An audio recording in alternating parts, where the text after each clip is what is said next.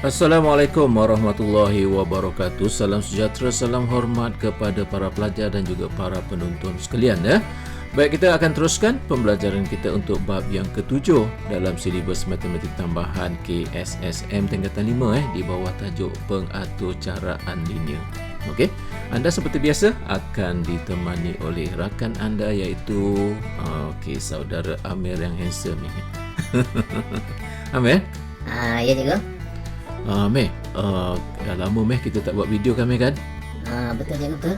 Kenapa cikgu Alah Meh, cikgu sekarang ni memang sibuk sikit Meh. Komitmen cikgu banyak Meh.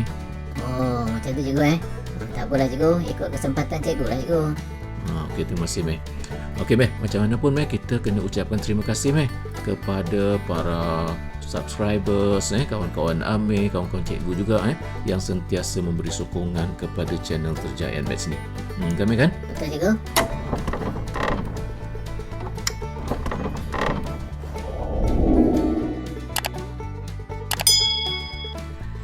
Okey, mari kita mulakan pembelajaran kita dengan bab yang ketujuh iaitu pengaturcaraan linear. Okey, mari dalam bab ini kita akan mempelajari dua perkara iaitu 7.1 model pengaturcaraan linear dan 7.2 iaitu aplikasi pengaturcaraan linear. Dalam video ni kita akan mempelajari bahagian yang pertama iaitu model pengaturcaraan linear. Baik, di sini kita mulakan dengan pengenalan. Cikgu berikan 3 keping gambar di sini Amir tengok ni, gambar apa ni Oh, ini gambar food truck cikgu. Truck makanan tu. Amir biasa jumpa tak? Biasa juga cikgu. Dan Amir pun selalu juga beli. Okey, bagus-bagus. Kenapa nampak berminat dia nak jadi usahawan ni? Yalah cikgu, Amir pun ada juga cita-cita tu. Amir suka cikgu bila tengok orang berniaga ni. Bagus bagus. Okey, jadi di sini kan cikgu kemukakan satu persoalan. Apakah kekangan bagi seseorang pengusaha truk makanan? Beri pendapat anda. Apa Amir nak kata apa? Amir tak berapa biasa lah cikgu. Okey, tak apa. Cikgu bagikan contoh-contoh poin dia. Baik, kekangan yang pertama iaitu bekalan bahan mentah yang terhad. Maknanya di sini kalau kita nak berniaga kan, bahan mentah tak cukup. Nak berniaga macam mana kan? Betul tak? Betul cikgu, betul. Inilah satu contoh kekangan seorang peniaga itu mesti menyediakan bekalan bahan mentah yang mencukupi macam tu. Okey, selain daripada tu contoh lain ialah masa perniagaan yang terhad. Bagi seorang peniaga dia perlukan masa perniagaan yang lebih panjang sebab akan memberikan ruang untuk pelanggan-pelanggan untuk membeli barang perniagaan dia lah. Faham tak? Jadi kalau masa tu terhad, maka ni jadi suatu halangan lah untuk peniaga tu. Faham? Betul juga, betul. Okey, selain daripada tu modal pula. Modal yang terhad. Kadang-kadang seorang peniaga tu dia mempunyai cita-cita yang tinggi macam-macam perancangan dia nak buat dia nak jual itu, nak jual ini lah apa semua, tapi bila tengok-tengok modal tak cukup pula kan. Itu merupakan kekangan lah bagi seorang pengusaha tu. Boleh faham? Okey juga, boleh.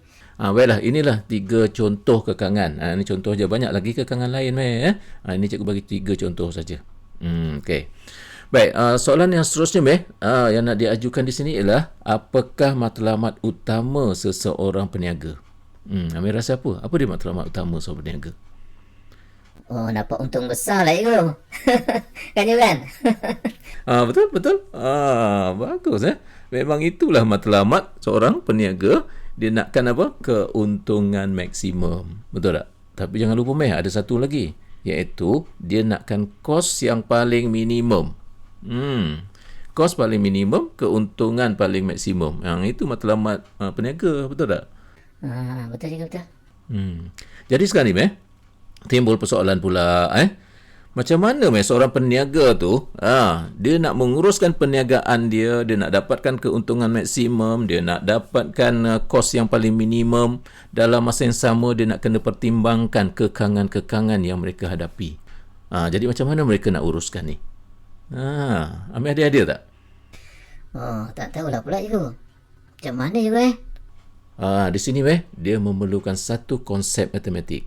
Dan konsep matematik ini akan dapat membantu peniaga ini untuk menguruskan perniagaan dia. Jadi konsep matematik ini dikenali sebagai pengaturcaraan linear.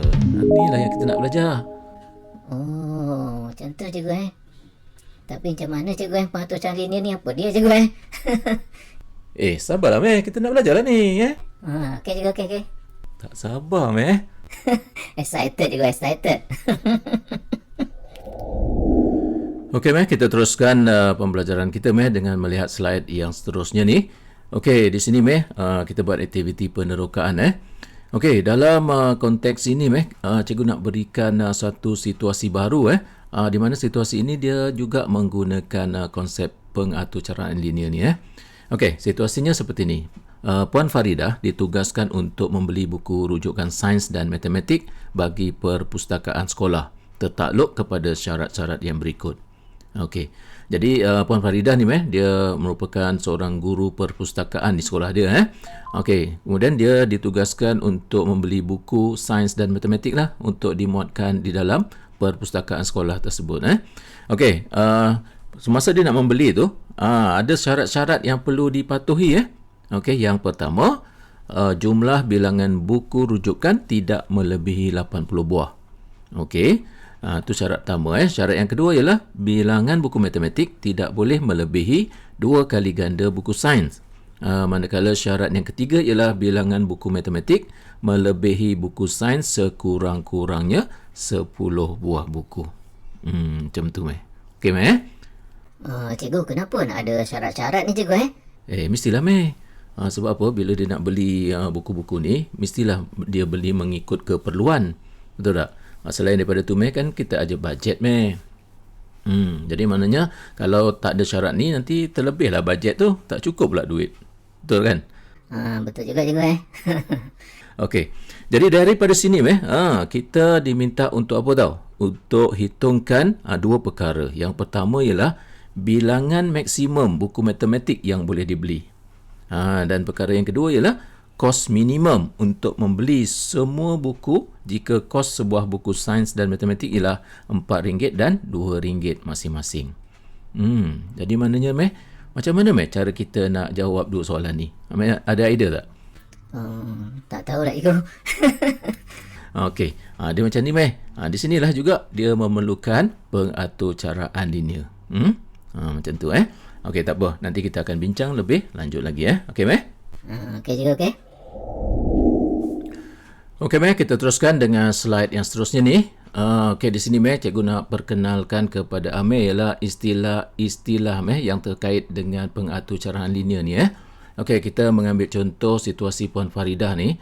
Okey, di sini kan kita tahu bahawa diberikan 3 syarat untuk membeli buku rujukan sains dan matematik ni. Okey, 3 syarat ini dikenali sebagai kekangan.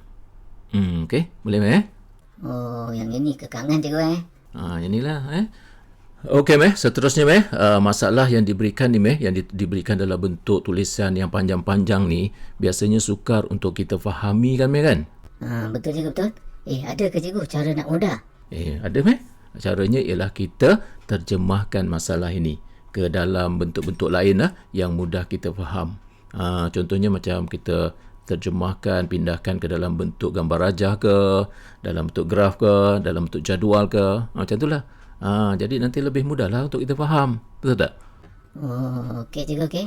Tapi macam mana cikgu Okey, macam ni saya tunjukkan Baik, dalam konteks ini kita cuba terjemahkan ataupun pindahkan maklumat ini ke dalam bentuk jadual. Jadi cikgu tulis macam ni lah. Ini untuk sains, ini untuk bilangan dan juga ini untuk harga seunit.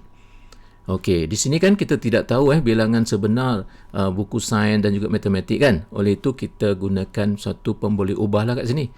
Contohnya di sini kita ambil X bagi mewakili bilangan sains, manakala kita ambil Y untuk mewakili bilangan buku matematik. Okey, dan kita lengkapkanlah untuk harga seunit sains ialah RM4 seperti yang dinyatakan tu. Begitu juga untuk matematik ialah RM2 seunit seperti maklumat yang diberikan. Okey, sekarang ni Amir tengok maklumat yang diberikan dalam bentuk jadual ni dibandingkan dengan maklumat yang diberikan dalam bentuk tulisan panjang-panjang ni, mana lebih mudah kita nak lihat? Dalam bentuk jadual lah cikgu. Macam itulah. Inilah salah satu daripada teknik kita nak menjawab soalan-soalan yang berkaitan dengan soalan penyelesaian masalah yang panjang-panjang tu kan. Selalunya bila jumpa soalan yang panjang-panjang ni ramai pelajar yang tak suka, betul tak Amir? Betul cikgu. Termasuk Amir lah cikgu. Alah Amir, cikgu faham. Memang kamu pun macam tu Okey. Jadi sekarang ni cikgu telah mengambil X dan Y sebagai pemboleh ubah. Jadi X dan Y dalam konteks ini dikenali sebagai pemboleh ubah keputusan. Okey. Amir pernah dengar tak perkataan tu? Pemboleh ubah tu biasa lah cikgu. Tapi pemboleh ubah keputusan tu tak pernah dengar lah. Okey. Jadi dalam konteks ini, inilah dia yang dikatakan sebagai pemboleh ubah keputusan. Okey, boleh teruskan Meh? Boleh cikgu, boleh? Okey. Seterusnya setiap syarat ini kan kita terjemahkan ke dalam bentuk bahasa matematik. Daripada bahasa biasa ni, bahasa Melayu biasa ni, kita terjemahkan ke dalam bahasa matematik. Ataupun ayat matematik. Jadi dia akan jadi macam mana? Jumlah bilangan buku rujukan tidak melebihi 80 buah. Jadi maknanya dalam konteks matematik, bahasa matematik, dia ditulis sebagai X tambah Y kurang atau sama dengan 80 lah. Betul tak? Okey cikgu, okey. Cikgu, dia yang ini juga bahasa cikgu Betul? Ini merupakan ayat tau Ini ayat sebenarnya, tapi kita panggil ayat matematik. Ini merupakan satu ayat, tapi ayat dalam bahasa Melayu biasalah. Okey, jadi kita pindahkan ke dalam bentuk ayat matematik ataupun bahasa matematik. Boleh? Okey cikgu, okey. Baik. Untuk yang kedua syarat yang kedua dia kata apa? Bilangan buku matematik tidak boleh melebihi 2 kali ganda buku sains. Macam mana kalau Amir nak tukar dia ke dalam ayat matematik? Bilangan buku matematik Y cikgu. Jadi maksudnya cikgu, kalau tak boleh melebihi, maksudnya dia kurang daripada. Jadi Amir rasa Y kurang sama dengan 2X cikgu. Betul tak cikgu? Wow. Tepat sekali Wih, pandai kamu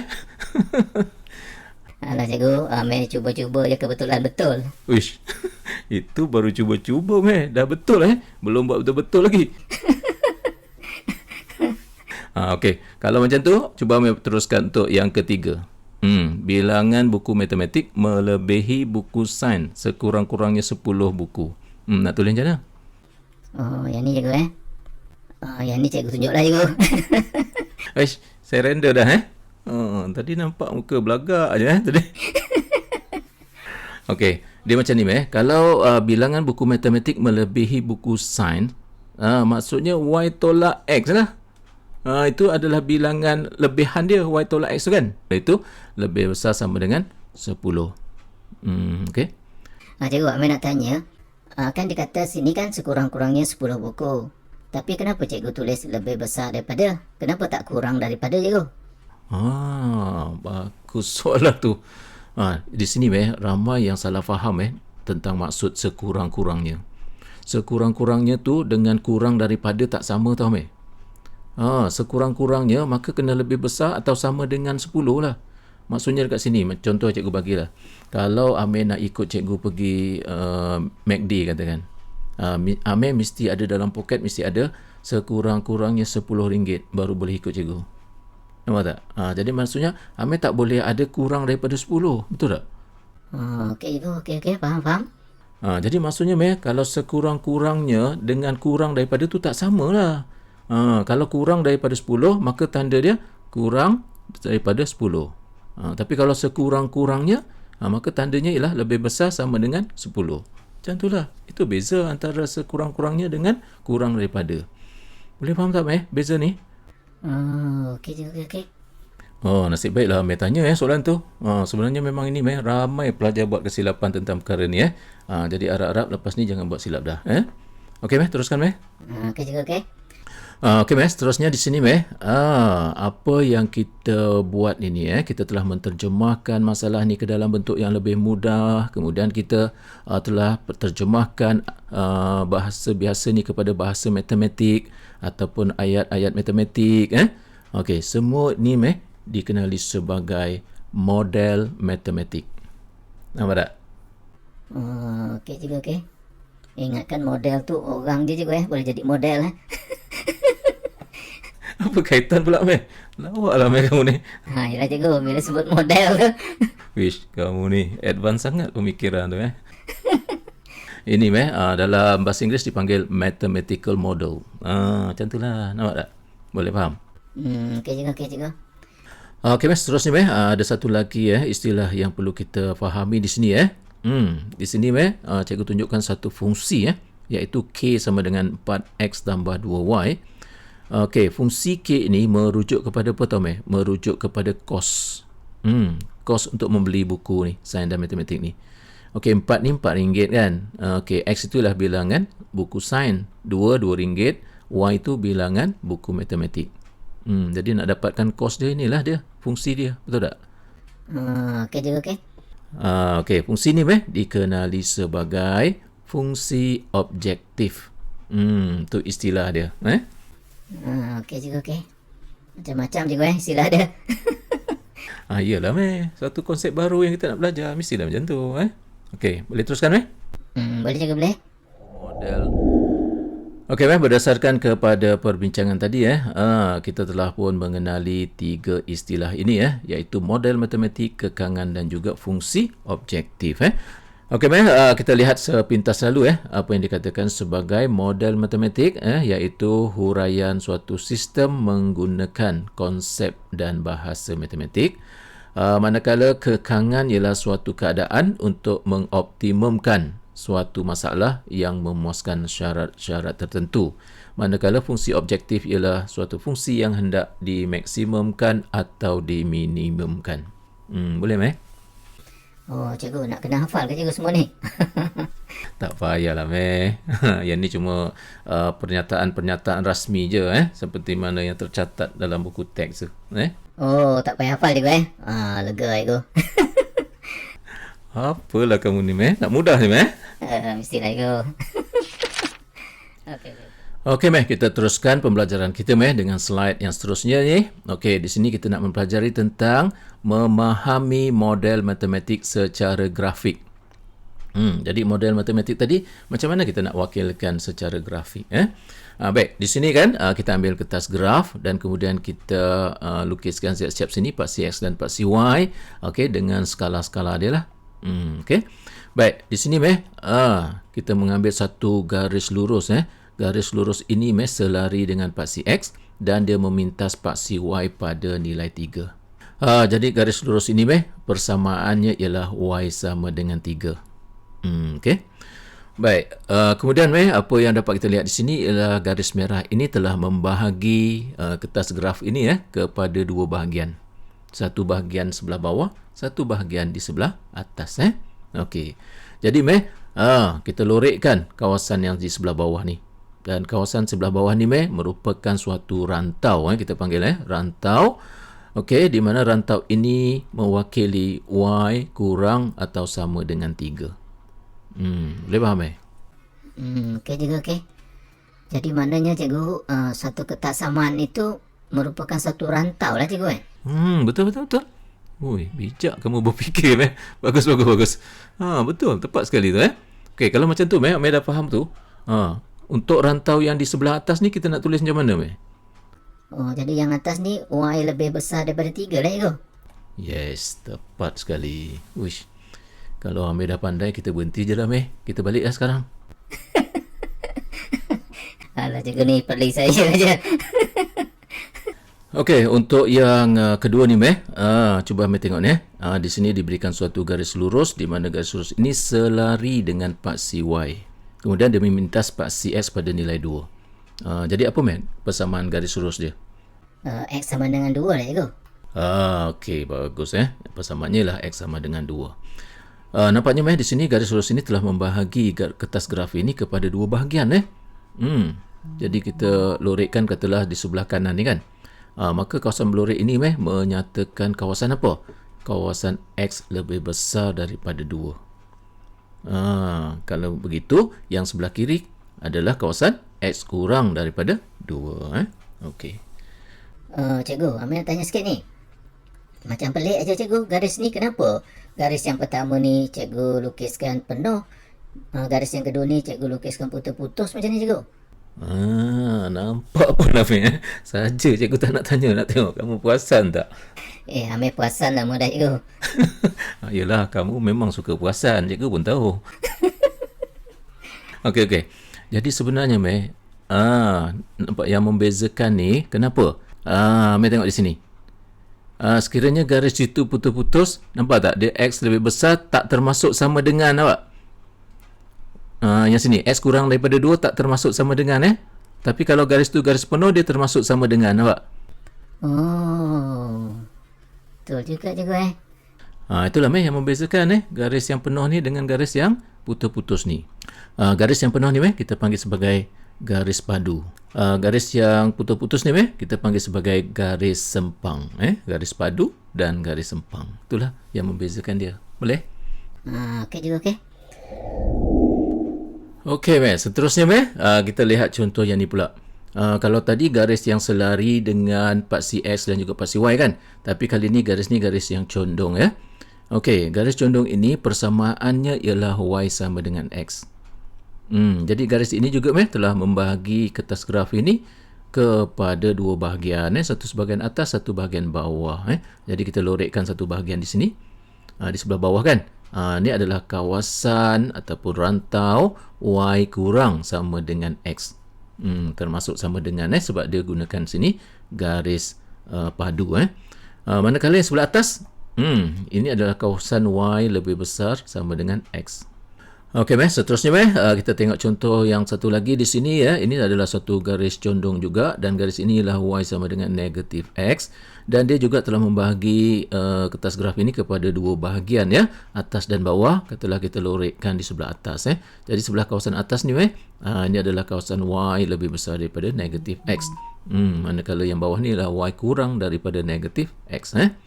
Boleh start tu? Okey juga, boleh. Okey, seterusnya kita buat catatan sikit kat sini. Ini adalah garis padu kita panggil. Yang itu dia termasuk sama dengan Okey, satu lagi kita panggil garis sempang tidak termasuk sama dengan. Macam mana? Okey. Okey juga, okey. Okey, kita teruskan pembelajaran kita Meh tengok di sini. Tajuk dia rantau tersaur di bahagian atas atau bawah garis AX tambah BY sama dengan C. Apa yang pelik kat sini Betul lah cikgu, rantau tersaur cikgu Apa benda ni cikgu Yang inilah kita nak belajar kata dasar dia saur. Kita pun tak tahu kan kan. Jarang-jarang kita gunakan istilah ni. Betul tak? Betul lah cikgu, macam pelik je cikgu. Okey, tak apa. Kita dah belajar, dah faham, tidak pelik pun tengok Baik, untuk membincangkan tentang rantau tersaur ni kita menggunakan contoh di sini contohnya adalah wakilkan ketaksamaan linear secara grafik. Ketaksamaan linear tu yang mana? Yang bawah ni. X tolak 2Y lebih besar sama dengan negatif 4. Ini dipanggil ketaksamaan linear Okey, sekarang ni kita nak wakilkan ketaksamaan linear secara grafik untuk menentukan rantau yang tersaur tu. Okey, jadi caranya macam mana? Okey, yang pertama kita kena lukiskanlah garis lurus dia. Garis lurus yang membahagi kertas graf ni tadi kepada 2 bahagian tu macam kita bincang tadi. Betul tak? Okey juga, okey. Jadi maknanya kita kena lukis garis lurus apa? Garis lurus X tolak 2Y sama dengan negatif 4. Kita ambil ketaksamaan ni, kita gantikan lebih besar sama dengan tu dengan sama dengan. Sebab nak dapatkan garis lurus. Boleh Boleh juga, boleh. Okey, jadi untuk melukiskan garis lurus macam mana cara dia caranya ialah kita perlu dapatkan 2 titik. Kita plotkan 2 titik, kemudian ambil pembaris, sambung 2 titik tu, jadilah garis lurus tu Jadi sekarang ni kita kena tentukan koordinat ataupun titik tu. Jadi caranya yang paling mudah ambil lukiskan jadual seperti ini dan letakkan X dan Y. Kemudian meh gunakan cara yang paling mudah meh, ame ambil nilai X sama dengan kosong. Kemudian ame congaklah di sini X ganti dengan kosong jadi tinggallah negatif 2Y sama dengan negatif 4, maka Y sama dengan 2 kan. Jadi dapatlah Y sama dengan 2. Okey, kemudian meh ame ambil Y pula sama dengan kosong. Tu cara paling mudah. Bila ambil Y sama dengan kosong, maka kat sini yang tinggal X sama dengan negatif 4. Okey, maka daripada sini 02 ni, ame tengoklah pada graf ni, 02 ada kat mana? 02 kat sini. Betul tak? Okey, negatif 40 kat mana pula? Kat sini, kan? Kemudian ame ambil pembaris, sambungkan. Itulah inilah dia, garis X tolak 2Y sama dengan negatif 4. Macam mana boleh senang? Okey cikgu, okey. Ini Amir dah faham dah cikgu ni. Dalam matematik pun ada belajar cikgu. Macam tu Okey, bagus. Okey langkah seterusnya kita nak tentukan rantau belorek dia, sama ada di sebelah atas ataupun di sebelah bawah. Okey. Jadi bagaimana cara untuk kita menentukan rantau belorek ini? Amir dengar betul-betul ni. Okey, Amir ambil sebarang koordinat ataupun sebarang titik yang terletak sama ada di sebelah atas ataupun di sebelah bawah garis merah ni. Pilihlah mana-mana tak apa. Boleh? Asalkan Amir jangan ambil sebarang titik yang terletak di atas garis merah ni. Yang terletak atas garis merah ni tak boleh. Contohnya 02 ni tak boleh. Negatif 4, 0 itu tak boleh. Nampak tak? Okey, negatif 2, 1 itu tak boleh. Jadi ambil lah sebarang titik. Walaupun cikgu kata ambil sebarang titik, kan? Tapi Amir kena bijak lah. Cara yang bijak Amir ambil koordinat 00.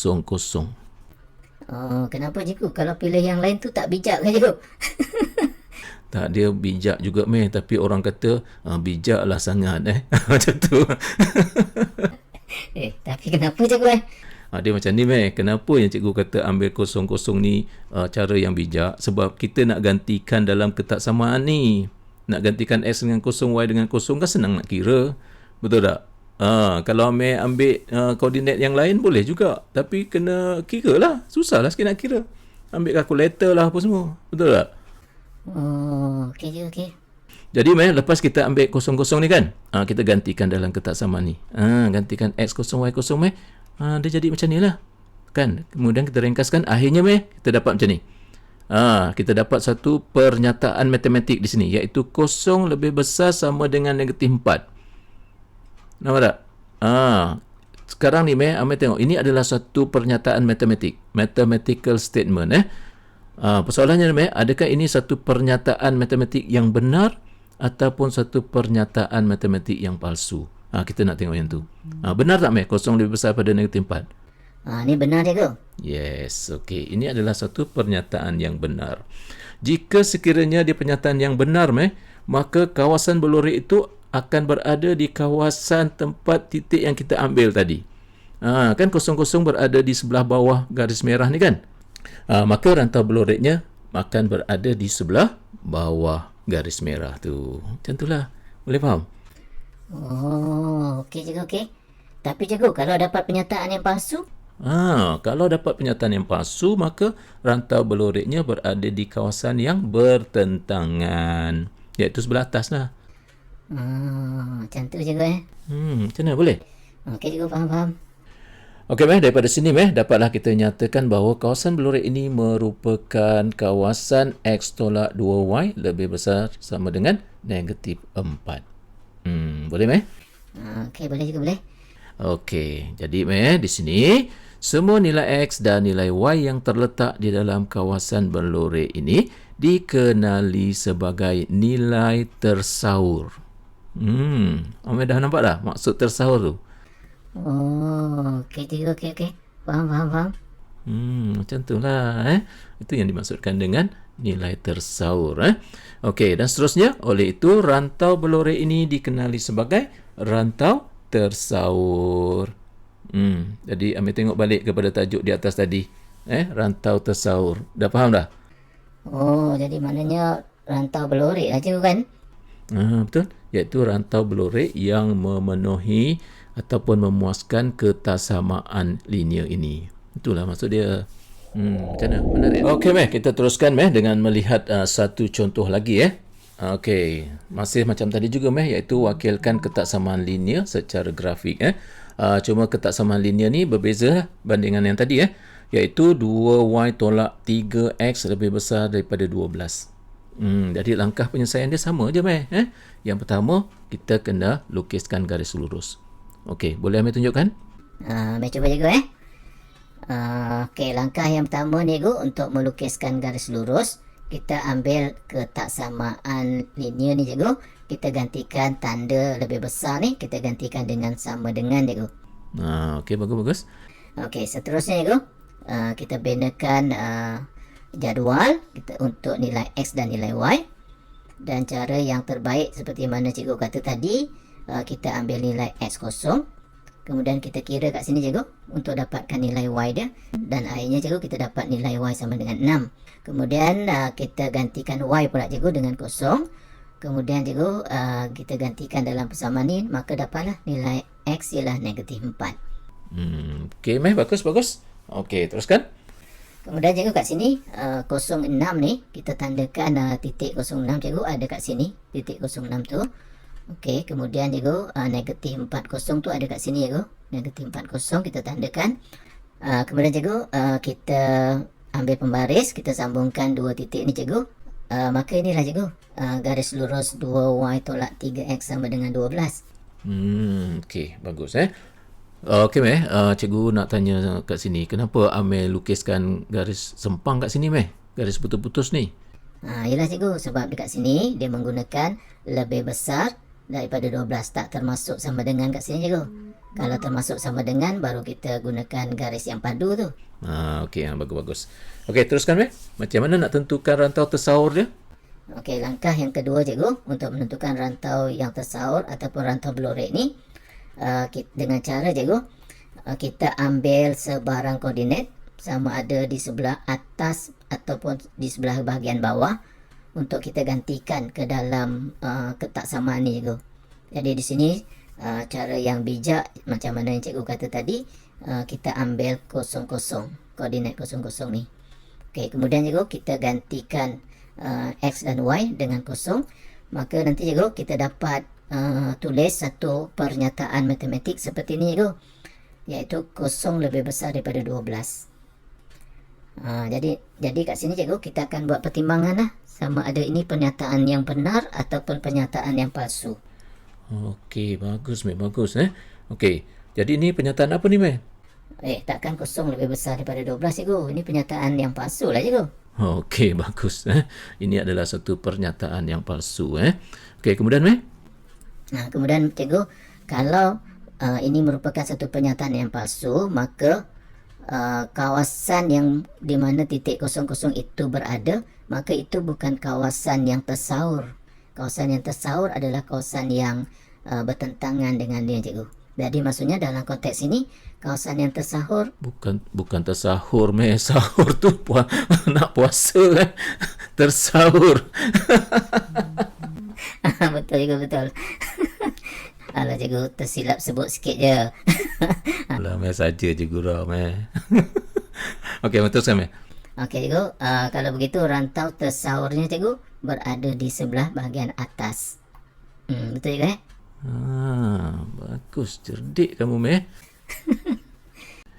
Okey, Meh. Jadi maknanya kawasan yang berlorek ini merupakan kawasan 2y tolak 3x lebih besar daripada 12. Itulah dia kawasan yang tersaur di bawah ketaksamaan linear ini. Boleh, Meh?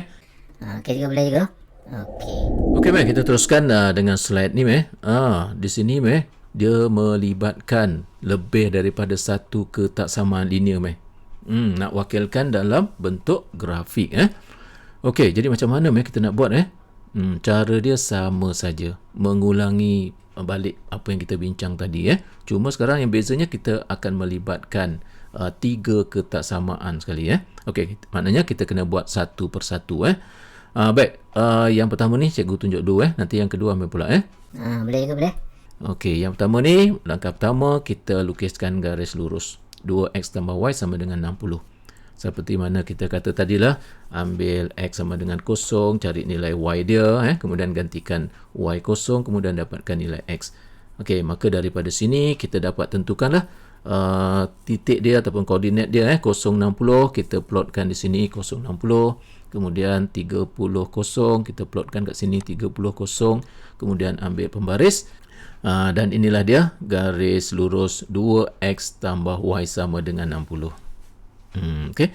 Kemudian kita akan tentukan rantau yang tersaur sama ada di sebelah bawah ataupun sebelah atas. Jadi cara yang paling bijak, kita ambil 0,0 di sebelah bawah ni. Okey, kemudian kita uji. Okey, gantikan X dan Y itu dengan 0,0 dan sampailah kita dapat tulis satu pernyataan matematik di peringkat akhir tu, iaitu 0 kurang daripada 60. Dan kita lihat dia pernyataan benar ataupun palsu. Ini pernyataan yang benar. Kalau dia pernyataan yang benar, maka kawasan beradanya titik 00 itu adalah kawasan yang tersaur. Jadi maknanya kat sini kawasan tersaurnya ada di sebelah bawah. Oleh itu kita lorikkan di sebelah bawah ni. Boleh kan, Meh? Boleh go, faham yang ni. Okey, untuk yang kedua ambil pula. Untuk yang kedua ni go, kita ambil persamaan X tambah 2Y sama dengan 30. Kemudian juga kita gantikan X sama dengan 0, dapatkan nilai Y iaitu 15. Kemudian kita gantikan Y 0, dapatkan nilai X iaitu 30.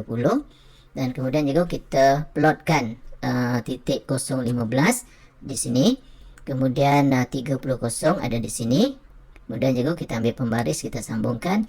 Dapatlah garis lurus X tambah 2Y sama dengan 30. Kemudian juga kita nak tentukan rantau yang tersaur. Kita ambil koordinat 00 di sebelah bawah ni. Kemudian juga kita gantikan ke dalam ketaksamaan linear ni. Sampailah akhirnya juga kita dapat satu pernyataan matematik di sini, iaitu 0 lebih besar daripada 30. Dan pernyataan matematik ini merupakan pernyataan yang palsu juga. Kalau dia palsu cikgu, maka kawasan yang sebelah bawah ini bukan kawasan dia. Maka kawasan tersaurnya adalah di sebelah atas. Jadi kita lorikkanlah cikgu. Ini kawasan dia. Okey, bagus. Baik, seterusnya yang ni cikgu tunjukkan kalau Y sama dengan 2X macam tadi cikgu kata ambil X sama dengan 0.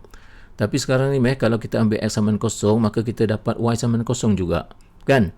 Okey, oleh itu untuk yang titik kedua ni kita tak boleh ambil Y sama dengan 0 sebab nanti dapatlah X 0 juga. Jadi titik yang sama kan, betul tak? Jadi kalau kita sibuk nak cari 0 tu juga dah tak bijak lah kat situ. Betul tak? Betul. Jadi kalau macam tu macam mana cikgu Amir pun tak bijak juga cikgu ni. Adalah Meh, jangan kecil hati Meh. Alah hai. Okey. Jadi kat sini Meh kita boleh pilih mana-manalah X ni. Boleh pilih sebarang Okey, di sini Meh kita bolehlah pilih sebarang nilai X ni. Kat sini cikgu nak pilih apa Cikgu nak pilih 30. Okey, kalau X 30 Kalau X 30 nampaknya 2 kali 30 Y je 60 jadi maksudnya koordinat dia nanti satu ialah 00 ada kat sini. Satu lagi ialah 30 60. 30 60 kat sini. Kan? Baik. Macam biasalah buat garis lurus. Kemudian Meh, cikgu nak tanya Meh, macam mana kita nak tentukan kawasan tersaur dia? Nak ambil 00 ke Meh? Kalau ambil 00 tak boleh lah cikgu kan? Kenapa? Sebab dia terletak di atas garis lurus ni. Cikgu kan kata tadi, jangan ambil titik ataupun koordinat yang terletak atas garis lurus ni. Betul-betul. Jadi kita tak sesuai lah, kita ambil 00 tak boleh nanti kita tak jumpa jawapan dia Okey, jadi kita ambil sebarang titik lain. Cikgu ambil di sini ialah 030 kat mana? Sini lah. Nampak tak? Dia terletak di bahagian atas di bahagian atas. Okey, garis lurus tu. Okey, kemudian proses yang sama gantikan nilai X dan nilai Y, dan akhirnya kita dapat tulis 30 kurang daripada 0. Okey, adakah ini pernyataan yang benar ataupun palsu? Palsu lah kan? Betul juga, palsu. Okey, jadi ini adalah pernyataan palsu. Okey, kalau di sini kalau pernyataan palsu, maka rantau blore itu tidak akan terletak di sebelah atas, dia akan terletak di sebelah bawah garis lurus ini Jadi kita lorikkan. Di sinilah rantau yang tersaur. Okey, boleh Cikgu, Amir nak tanya, kalau ini keadaan dia, cikgu, dia macam kita lorekkan semua kertas geram aja, cikgu. Yang mana, cikgu, kawasan dia yang mewakili ketiga-tiga ni? Bijak Amir berfikir betul lah juga apa yang Amir kata tu kan. Okey, sebenarnya macam ni Amir. Memang betul nampak dia macam dilorekkan semua kan. Okey, tapi sekarang ni Amir tengok antara banyak kawasan ni, mana kawasan yang dia bertindih bagi ketiga-tiga rantau tadi Amir.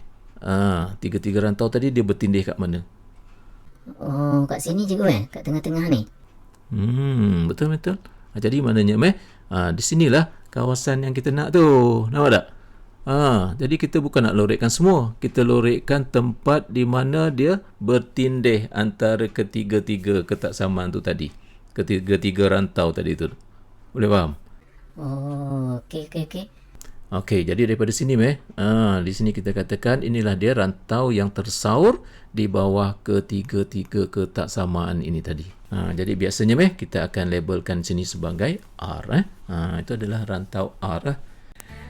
Okey maka dengan itu pembelajaran kita akan tamat di sini untuk bahagian yang pertama pengatur carangan linear ni iaitu di bawah perbincangan berkenaan dengan 7.1 model pengatur carangan linear.